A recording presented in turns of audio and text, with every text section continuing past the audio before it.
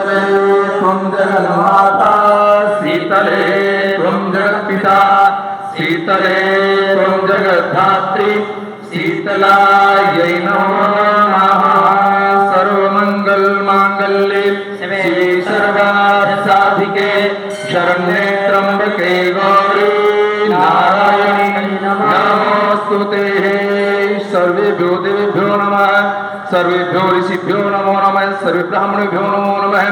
एतत्कर्म प्रधान शीतला देवी नमो नमः। सनातन धर्म की परंपरा के अनुसार सबसे पहले गौरी गणेश जी का स्मरण करते हुए हम अपने उन सभी देवी देवताओं को नमस्कार करते हैं। अपने उन सब अधिष्ठात्री जो गुड़गांव की शीतला माता अधिष्ठात्री देवी है, कुल देवी है, इसको वंदन करते हुए धर्म और मर्यादा के अनुसार आज सबसे पहले जैसे मुझे बताया गया शीतला माता जी का परिचय मैं आप लोगों को संक्षेप रूप में बताना चाहता हूँ।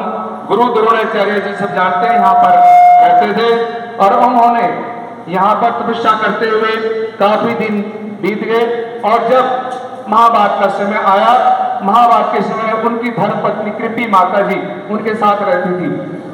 युद्ध के अंदर उसको साथ रखना असंभव हो गया और उन्होंने जो है कृपी माता जी को यहाँ पे गुड़गांव की पावन भूमि में ही छोड़ दिया। हेलो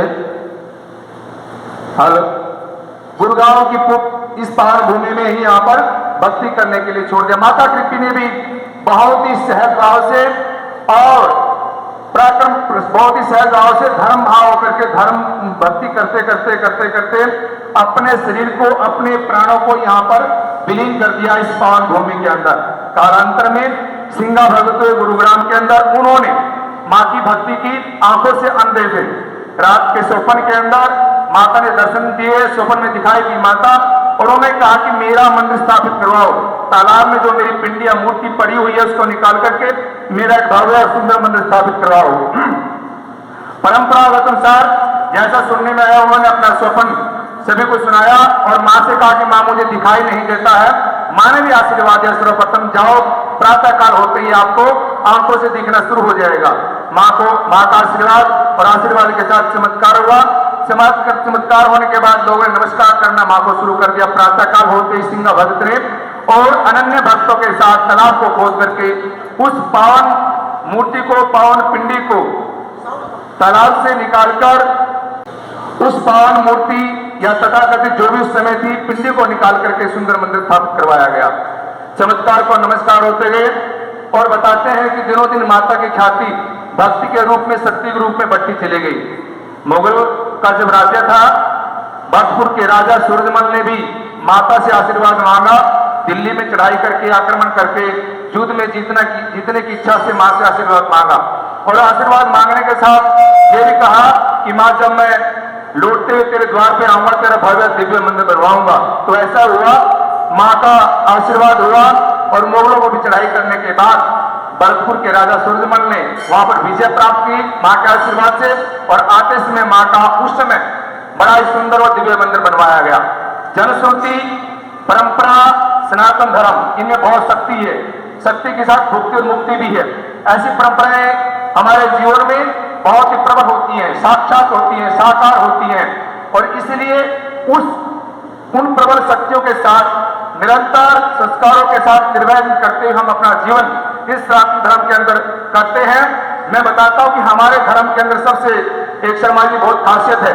मैं आपको बताना चाहता हूं कि आपने सुनी हो ना सुनी हो, हमारे धर्म के अंदर जीते जी यहाँ पर भक्ति मिलती है, खाने पीने को मिलता है, धर्म का मार्ग मिलता है।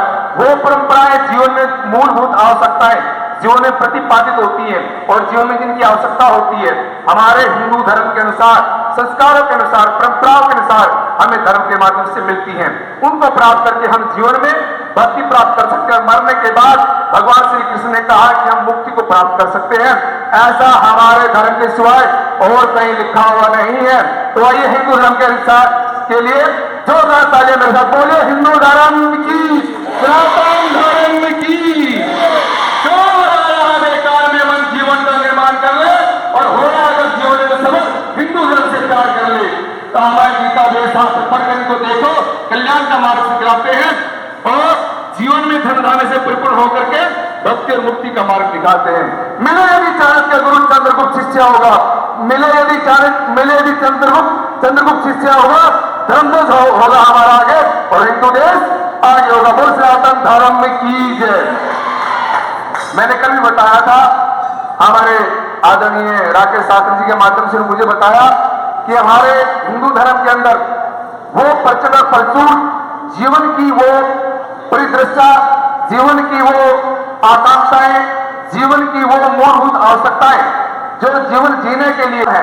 मैं समझता हूं कि हमारे हिंदू धर्म सनातन धर्म से बढ़ करके और कोई धर्म हो ही नहीं सकता। वैसे तो मैं सब धर्मों का सम्मान करता हूं, लेकिन सब धर्म निधन से भगवान श्री कृष्ण ने कहा है, गीता के अंदर आप पढ़ करके देखेंगे, हमारे धर्म के अंदर तो मरना भी श्रेष्ठकर है।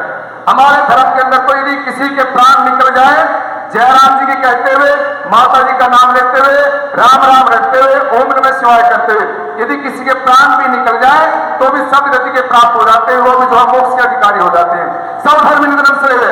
हमारे धर्म में मरना भी जो बेहतर है और जीने की तो बात ही क्या है। हमारा धर्म एक सुंदर सुसभ्य संस्कारों से ओतप्रोत है।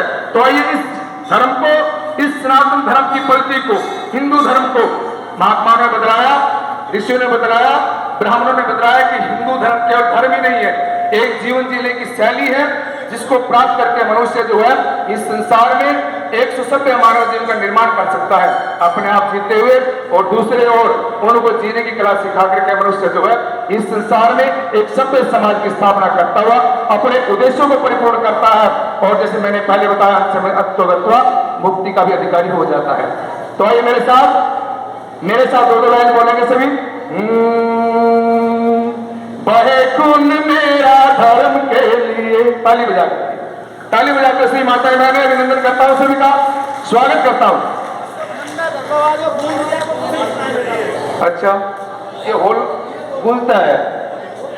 हेलो हेलो हेलो, डाउन से बात नहीं बनेगी। Hello hello